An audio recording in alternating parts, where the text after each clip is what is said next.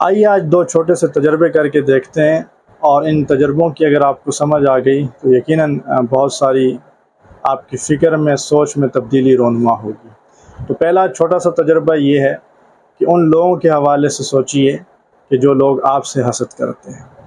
جی ہاں، ان لوگوں کو گنتی کرنا شروع کریں، ان کی تعداد، کہ جو لوگ آپ سمجھتے ہیں کہ آپ سے حسد کرتے ہیں، ذرا گنیے۔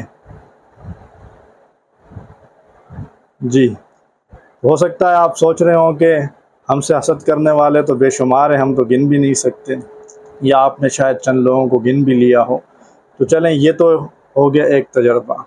اب ساتھ میں ایک دوسرا تجربہ کر کے دیکھتے ہیں، وہ یہ ہے کہ اب آپ ان لوگوں کو گنتی کریں کہ جن سے آپ حسد کرتے ہیں۔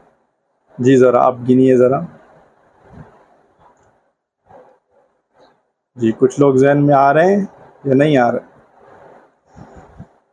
اگر آ بھی رہے ہوں گے تو آپ سوچ رہے ہوں گے وہ تو حسد نہیں ہے، تو لہٰذا اب جاننے کی کوشش کرتے ہیں کہ حسد ہے کیا چیز۔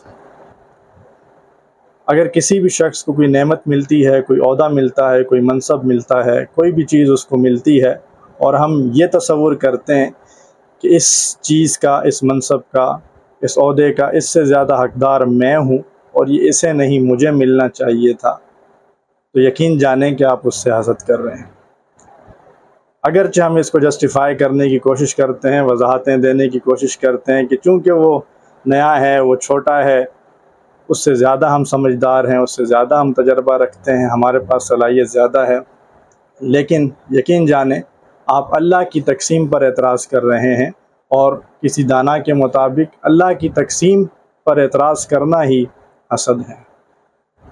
تو ہمارا المیہ یہ ہے کہ ہم یہ تو جانتے ہیں کہ ہم سے حسد کرنے والے بے شمار لوگ اس معاشرے میں پائے جاتے ہیں، لیکن اس دوران ہم یہ بھول جاتے ہیں کہ کتنے ہی ایسے لوگ ہیں کہ جن سے ہم حسد کرتے ہیں۔